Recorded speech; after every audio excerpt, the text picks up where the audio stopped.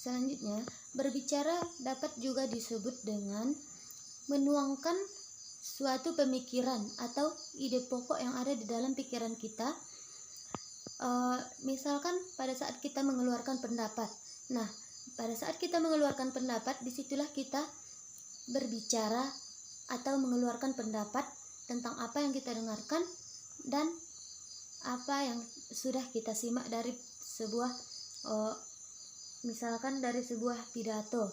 Nah, kita memberikan gagasan dengan cara berbicara. Selanjutnya ialah strategi dalam meningkatkan kemampuan membaca. Strategi merupakan suatu cara atau suatu langkah yang dapat digunakan agar memudahkan seseorang dalam membaca. Adapun beberapa strategi yang bisa digunakan dalam berbicara, yang pertama, menggunakan kata-kata yang tidak secara langsung atau memperlambat suatu pembicaraan, atau yang dimaksud juga dengan tidak langsung to the point.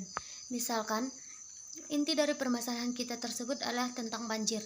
Nah, pertama-tama sebelum kita masuk ke tema utamanya, kita membahas dulu tentang dampak dari banjir, akibat dari banjir, penyebab dari banjir.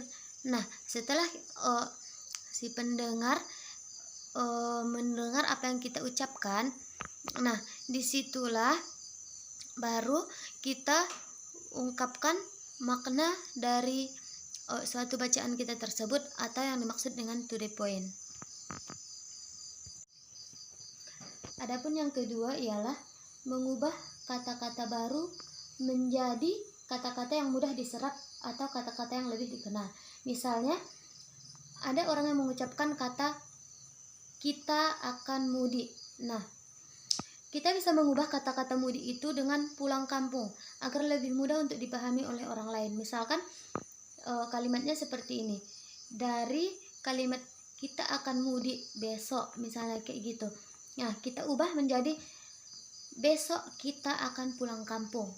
Sehingga dari kata pulang kampung, seorang anak akan lebih mudah untuk mengerti makna dari kata mudik tersebut, karena tidak semua orang mengetahui arti dari kata mudik tersebut. Adapun yang ketiga ialah menggunakan kata-kata yang umum atau yang sudah dikenal. Misalkan kata-kata yang sudah sering diungkapkan di lingkungan sekitar, misalnya makan.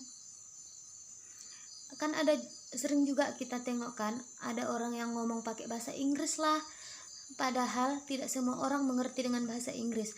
Nah, di sini menggunakan kata-kata yang umum itu disebut juga dengan kata-kata yang sering digunakan dalam kehidupan sehari-hari. Selain dari kata makan, bisa juga dicontohkan kata-kata tidur atau bermain. Banyak juga yang sekarang ini ngomong bermain pun playing katanya, padahal banyak sekali orang yang tidak mengerti karena tidak semua orang berhasil mengikuti zaman yang sedang beredar pada saat ini. Yang keempat ialah menggunakan kata kode kepada orang lain. Nah, pada poin yang keempat ini biasanya kita berbicara kepada orang yang lebih tua. Misalkan di daerah kita kan memiliki bahasa daerah masing-masing. Misalkan kalau daerah saya, kami memiliki bahasa daerah yang disebut dengan bahasa Mandailing. Nah, kepada orang yang tua yang kemungkinan besar akan susah untuk berpikir. Nah, kita bisa mengungkapkan kata-kata dengan bahasa lokal atau bahasa yang ada di daerah kita sendiri. Dengan demikian diharapkan kata-kata ini bisa dimengerti oleh seseorang tersebut. Misalkan kalau seseorang tersebut sudah tua. Kalau masih anak-anak, kalau kita gunakan bahasa Indonesia, pasti anak-anak tersebut masih mudah untuk menyerap apa yang kita ucapkan.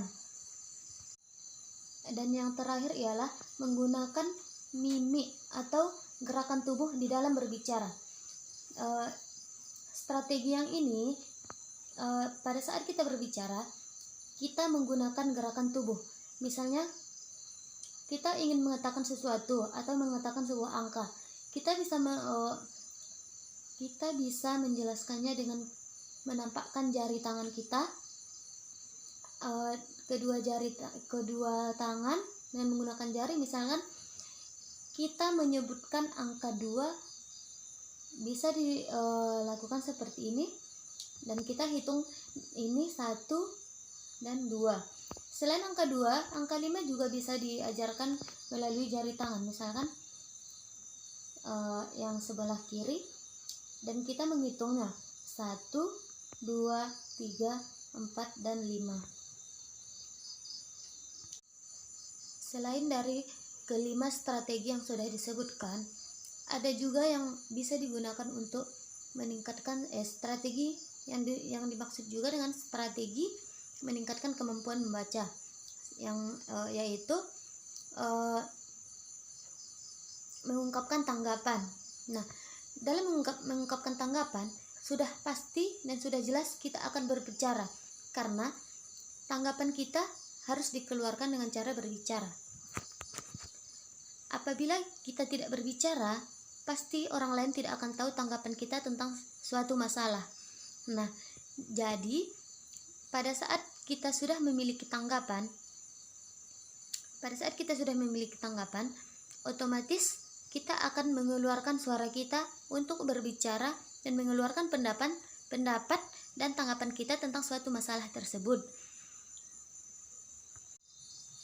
Nah, dapat disimpulkan bahwasanya berbicara itu ialah cara manusia atau orang untuk berinteraksi dengan orang lain di dalam lingkungan sehari-hari, baik di rumah, di sekolah, maupun di lingkungan masyarakat. Dan intinya, pada saat kita berbicara, kita akan mengeluarkan ide-ide pokok yang ada di dalam pemikiran kita, yang akan kita tuangkan kepada orang lain, dan kita harapkan orang lain bisa mengerti apa yang kita katakan. Kemampuan berbicara sangat dibutuhkan di dalam kehidupan sehari-hari, karena dengan adanya kemampuan berbicara yang baik, maka akan menunjang semua pekerjaan yang kita lakukan dengan mudah untuk diselesaikan. Adapun saran dari makalah ini ialah berbicara merupakan suatu kegiatan seseorang untuk menuangkan apa yang ada di dalam pikirannya, gagasannya, dan diucapkan kepada orang lain agar orang lain tersebut bisa mengerti atau bisa mengetahui apa yang terdapat di dalam pikiran seseorang tersebut. Demikianlah pembahasan makalah yang dapat saya sampaikan. Kalau ada salah dan janggalnya, mohon diberi koreksi atau diberi masukan, diberi saran pun. Saya ucapkan terima kasih. Wassalamualaikum warahmatullahi wabarakatuh.